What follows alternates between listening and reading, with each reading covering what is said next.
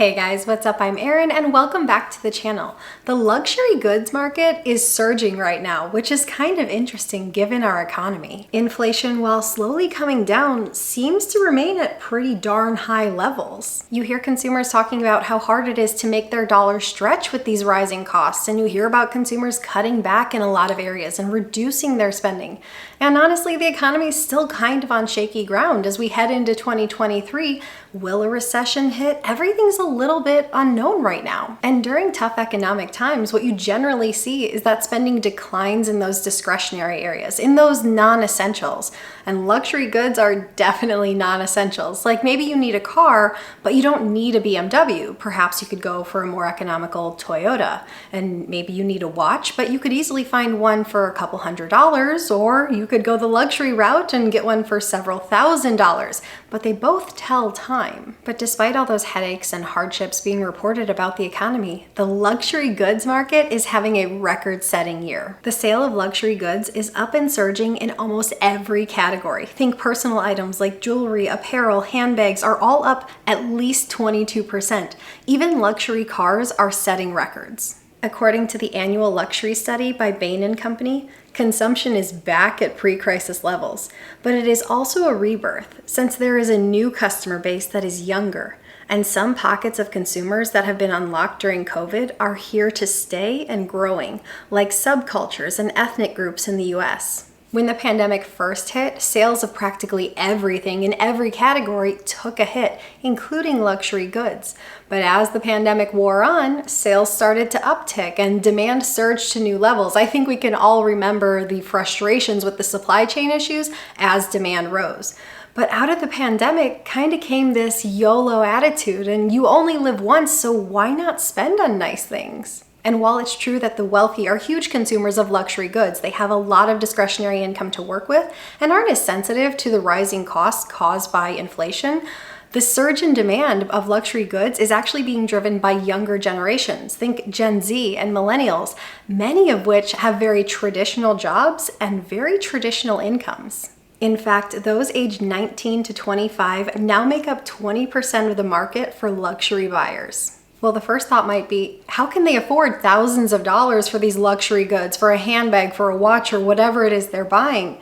Well, a lot of it actually comes down to more and more young adults are living at home with their parents. According to the US Census Bureau, 48% of young Americans, those aged 18 to 29, are living with their parents. That number hasn't been that high since the 1940s, and many youngsters feel like they're forced to live at home right now, with rent and home prices remaining at levels that seem unaffordable to many. In the wake of the COVID housing boom, rent prices shot up across the nation, especially in metro areas. And metros are the regions where many young adults want to live, so affordability is a huge struggle. At this point, it can easily be over $2,000 for a one-bedroom rental in a major city. And that's a pretty big price tag for someone who probably has an entry-level position and entry-level pay. And buying isn't any easier. The typical home is selling for over $450,000. Many feel they just can't afford a home right now. So for many, the answer is to move home until they can afford their own place, whether that's renting or buying. In fact, 39% of young adults said they moved in with their parents because they couldn't afford rent.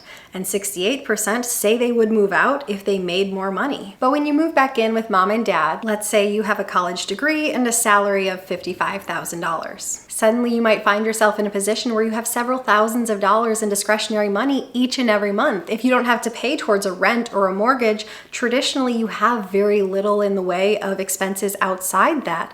And that can make it very easy to spend on luxury items that would otherwise be unaffordable if you had traditional monthly expenses. Because if you really don't have much in the way of expenses, it could be very easy to have a very high savings and investment rate while also having a high level of discretionary income, things that are more traditionally synonymous at higher income levels. So it almost seems like, why not spoil yourself? Because you probably won't have this much freedom with your money again for quite some time. Young adults living at home is of course not the only reason luxury good consumers are getting younger in the West, but we've seen it as a fundamentally positive for the industry.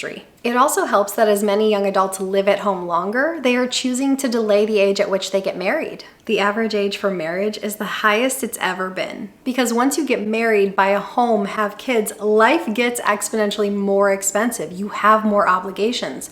But putting that off for a few extra years gives you a greater period of time to enjoy having some excess money. Because if you're 25, living at home with your parents and climbing the corporate ladder, what you can do with your income is very different than, say, someone who's 25, newly married, paying rent, and taking care of a newborn. Let's say both of these people have an income of $60,000. To one, that may seem like an income full of possibilities. To another, that could very easily be paycheck to paycheck. The situations are very different. The expenses are very different. And I also don't think we can discredit the power of social media, because every single day, perhaps dozens of times a day, we're getting a glimpse into the lives of others. And social media is really the stage where other people show off. They show their highlight reel. They show you a glimpse of their perfect home, exciting vacation, and latest purchases. And when you see all these nice things that other people have, it can spark an interest, like maybe I want that. Or when you see a lot of different people have it online, it can seem like the norm. It can feel like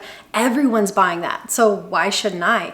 Especially when you're living at home and you have a lot of discretionary income. Now, I know the goal of living at home is not to buy luxury goods. The crux of the matter is that housing is unaffordable to many. Incomes simply have not kept pace with inflation. So a lot of people feel like, oh, I'll move back home, I'll save up some money so I can start out life on a good financial footing. In fact, 51% of young adults said they moved back home as an opportunity to save money. I actually think this can be a really great idea to save some money, but I also think you have to make sure that it works with your family dynamic, both the parents and the adult kids. For many young adults, they can't imagine living back at home. For others, they actually enjoy it, and it's just as important to get the parents' perspective as well. I moved in with my mom after college, and honestly, what a blessing. It was one of the best decisions I ever made, and it really helped me jumpstart my life.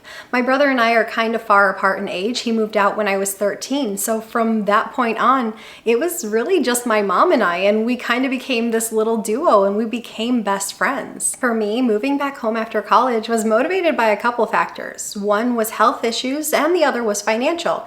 There were several years where I wouldn't have been able to live on my own. My 20s were definitely not my golden years. I had a brain tumor and several surgeries associated with removing it, and while at home, I had to have my IV run twice a day, and then I had a whole slew of side effects from the brain tumor and its removal.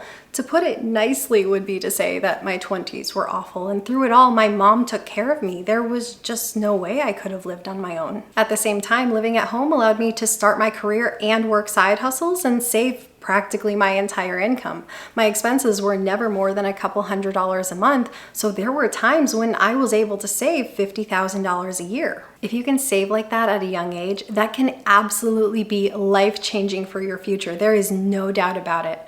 And I can honestly and genuinely say that living with my mom was some of the best years of my life. Outside of the health issues, if you get to know your parent as more than just a parent, as a friend, and as a human being, that can really change the dynamic of your relationship. To this day, I'm still so sad that I don't live next to my mom, but when we are done moving in a few years, I will make sure her house is right next to mine, because to me, family is everything. I get that prices are crazy when it comes to rent and mortgage, but if you could live at home for a year or even a couple of years and use that time to save and invest, you really could set yourself up for life financially. If you have a parent who is nice enough to let you live at home, make sure you use that time wisely. I know it can be really tempting to splurge on luxury goods because it feels like you can afford it because you have excess money, but I don't think that's the best use of your dollars. I was speaking with my neighbor. She has her son living with her. He's 26, and she said he's going to continue living there until he can afford his own home. Meanwhile, he drives a $95,000 car.